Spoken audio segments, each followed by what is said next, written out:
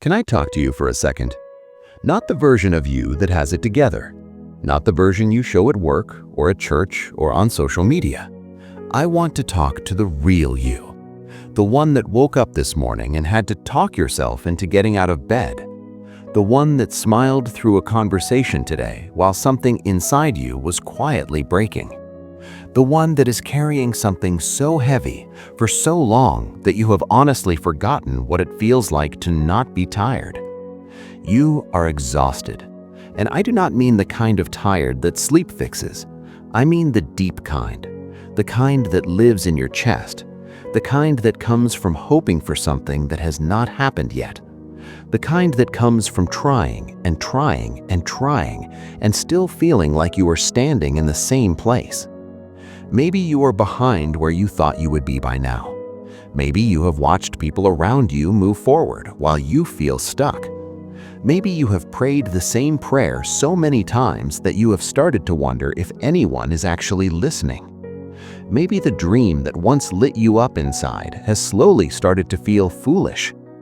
Maybe you are not just tired of the situation, you are tired of yourself. If any of that is true, this prayer is for you. Father, we come to you right now, not dressed up, not performing, not pretending. We come to you the way we actually are, worn down, wrung out, running low on everything: energy, faith, patience, hope. Some of us sitting here right now are holding on by a thread, and the thread is thin, and we are afraid to admit that because we have been told that faith means you never waver. We have been told that strength means you never break. We have been told that if you are struggling, maybe you are not trusting enough. Maybe you are not praying enough. Maybe you are not doing enough. But God, right now, we need you to silence that voice, because that voice is not from you. Your word says in the book of Isaiah, chapter 40, verse 29, He gives power to the faint, and to those who have no might, He increases strength.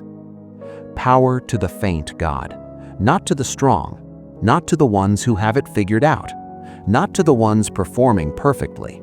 You give power to the people who are running on empty. And Father, that is us. That is us right now. We qualify for that promise. We do not come to you with strength to offer. We come with our emptiness, and we are asking you to fill it. Father, I want to bring before you the one who is exhausted from trying to hold everything together, the parent who is pouring into their children while privately feeling like they are falling apart, the entrepreneur who keeps pushing while the numbers do not reflect the sacrifice, the student who is studying, striving, working, and still feeling invisible, the person who has been applying for jobs one after another, watching rejection emails pile up while their confidence quietly disintegrates, the one who shows up every single day to a job they hate because they can't afford to quit, and every morning feels like a small surrender, the caregiver who has given so much of themselves that they have forgotten who they are outside of giving, the single parent doing the work of two people with the resources of half of one, the person in the marriage that is harder than they ever imagined, not abusive, not dramatic,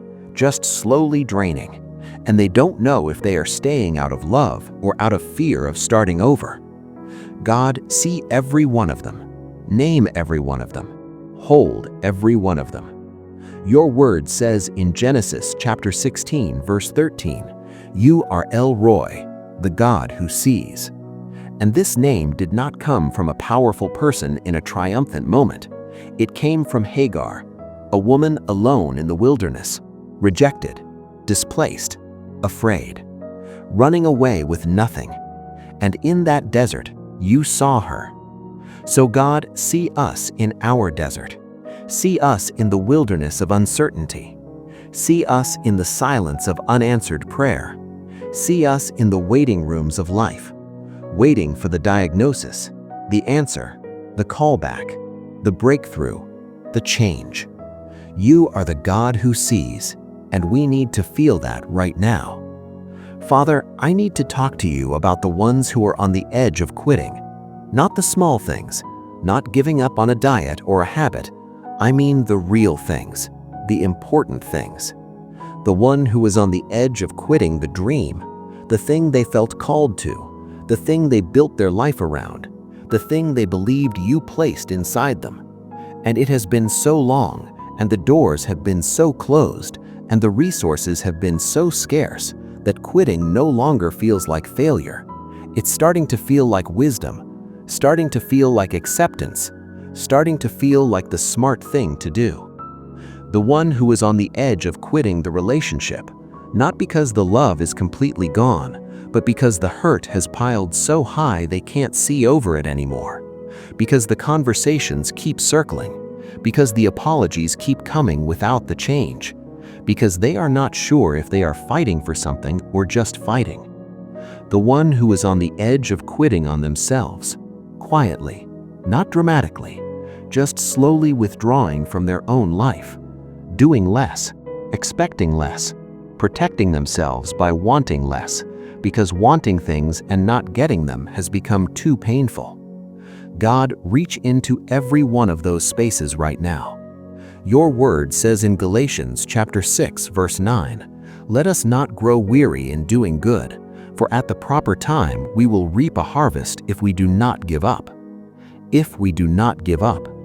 That qualifier is not a threat, God. It's a promise with a condition. And we are asking you today to strengthen us to meet that condition. Remind us, there is a due season. There is a harvest. There is a reaping that is tied to a sowing we have already done. And quitting right now, could mean walking away from the field 3 days before the harvest comes in. Father, we do not want to walk away that close. Strengthen our hands to keep sowing even when we cannot yet see the fruit. Lord, I want to lift up the one who is trapped in their own mind. The one whose anxiety wakes them up at 2 in the morning with a list of everything that could go wrong. The one who can't fully enjoy good moments because they are waiting for them to end. The one who has replayed a mistake so many times that it has become part of their identity. The one who is not just worried about the future, they are ashamed of the past.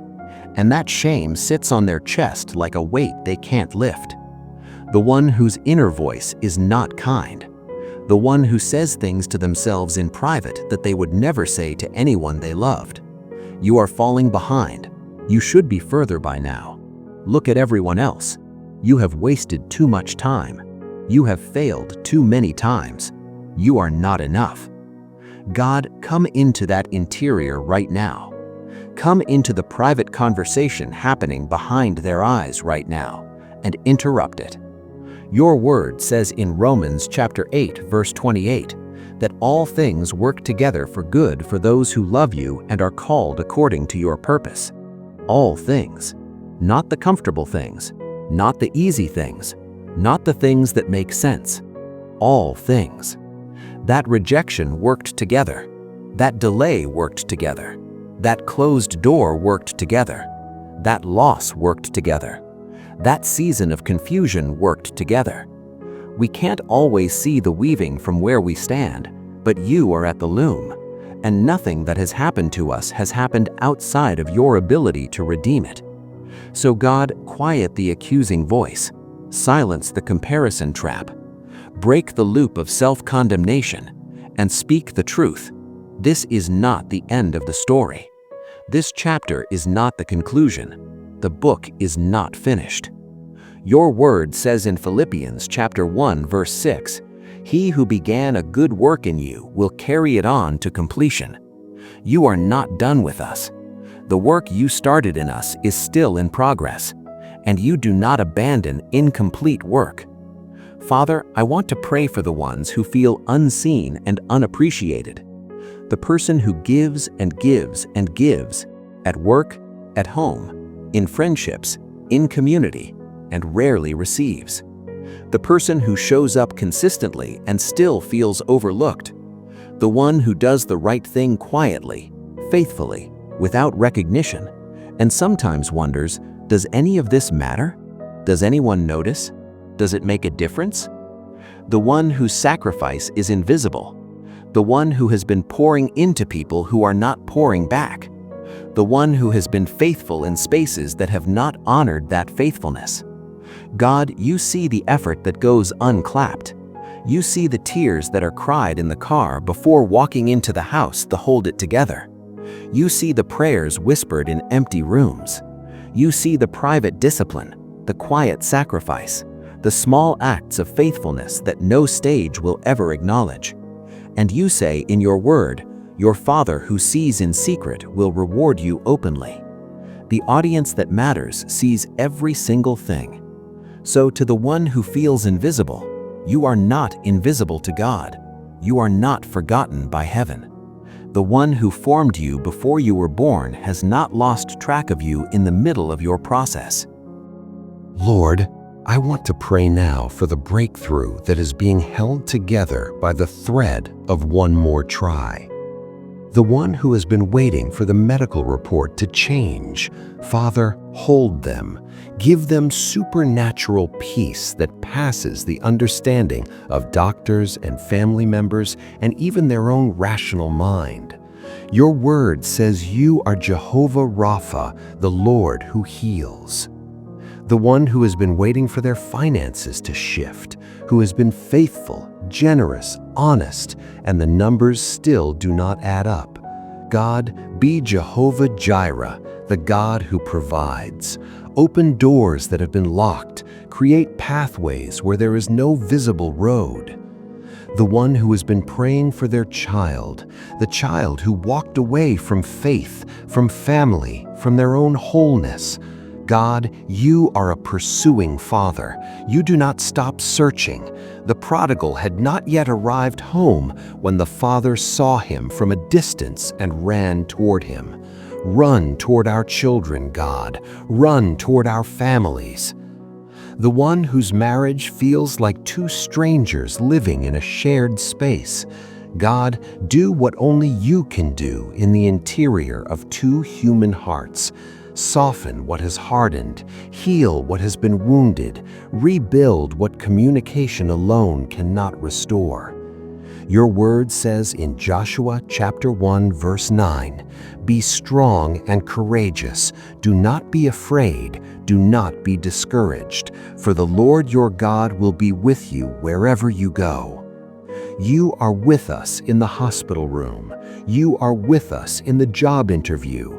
You are with us in the empty apartment. You are with us at the gravesite. You are with us in the courtroom. You are with us in the counseling office. You are with us in the 3 a.m. silence.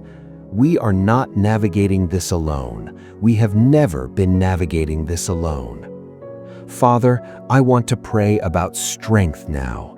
Not the strength to fix everything, not the strength to have all the answers, not the strength to stop feeling, but the strength to take one more step, the strength to make one more call, the strength to submit one more application, the strength to have one more honest conversation, the strength to get back on the floor in prayer one more time. Your word says in 2 Corinthians chapter 12 verse 9, "My grace is sufficient for you, for my power is made perfect in weakness." Made perfect in weakness, not despite our weakness, in it. When we reach the end of ourselves, we reach the beginning of you. And maybe, Father, maybe this exhaustion is not a sign that something is wrong. Maybe this is the moment where we finally stop trying to carry what only you were designed to carry. So right now, we lay it down. The weight of trying to control outcomes we cannot control, we lay it down. The burden of trying to fix people who have not asked to be fixed, we lay it down. The pressure of timelines that we set and that you never signed off on, we lay it down. The grief we have been carrying quietly because we did not want to burden anyone, we lay it down. And we receive in exchange your yoke that is easy and your burden that is light. We receive the grace that is sufficient. We receive the strength that is made perfect in the places where we are most broken. Father, now I want to pray about joy, because some of us have not felt real joy in a long time, not performed joy, not the joy we put on for church or for family gatherings, but the deep, settled, unshakable sense that life is still good and that you are still good and that the future is still worth hoping for. Your word says in Psalms chapter 30, verse 5, "Weeping may endure for a night, but joy comes in the morning." Joy comes, not stays, comes. It moves, it travels, it arrives. Which means if we are in the night right now, morning is coming. This is not a permanent state. This heaviness has an expiration date. This season has a finish line. This night has a sunrise assigned to it. And the joy that is coming is not the absence of difficulty. It is the presence of God in the middle of difficulty. It is the ability to look at your circumstances honestly and still say, I know who holds my future. I know who has not left. I know who is still writing this story. Let that joy come, Father. Let it come today. Let it surprise someone. Let it show up in an unexpected phone call, an unexpected word from a stranger, an unexpected moment of clarity in the middle of a confusing season. Let morning come. Lord, I want to close this prayer by speaking directly to the one who is watching this and wondering if God has forgotten them. He has not. Your word says in Jeremiah chapter 29, verse 11, "For I know the plans I have for you, declares the Lord, plans to prosper you and not to harm you, plans to give you hope and a future." He knows the plans, not is figuring out the plans, not is rearranging the plans because things went sideways. He knows. He knew before the delay. He knew before the disappointment. He knew before the season that made no sense. He already factored in everything you are going through, and the plan still ends in a future and a hope. So we will not give up today. Not because we are suddenly strong, not because the circumstances changed, not because the answer came, but because you are faithful, and your faithfulness does not expire when our feelings do. We will take one more step, even if it's shaking. We will say one more prayer, even if the words feel hollow. We will believe one more day, even if doubt is standing right next to us. We will stand, Father, on your word, on your faithfulness, on your finished work. We will stand. And when this season passes, and it will pass, we will look back on this very moment, this tired, heavy, almost gave up moment, and we will say, I almost walked away. I almost gave up. I was so close to quitting, and God held me. God met me right there. God did not let me go. That is the testimony being written right now. So hold us, Father. Carry us until we can run again. Sustain us until we can soar again. Speak to us until we can hear clearly again. And let everyone listening come out of this moment not the same, but strengthened, steadied, and anchored in the certainty that you are still God, you are still good, and you are still at work. In the name that is above every name, in the name that calms every storm, in the name that makes the impossible possible, in Jesus' mighty, matchless name, amen. Thank you for spending this time in prayer with us. You did not stumble here by accident. Grace led you here, and purpose is waiting on the other side of everything you just prayed through. This is Grace Devotionals for Purpose, and our mission is simple: to remind you that no matter what season you are in, God's grace is sufficient, and your life still has a purpose worth fighting for. If this prayer blessed you, share it with someone who needs it today. You never know whose thread is thin. Subscribe so you never miss a moment of prayer. And until we meet again, walk in grace, stand in faith, and never forget, God is not finished with you yet.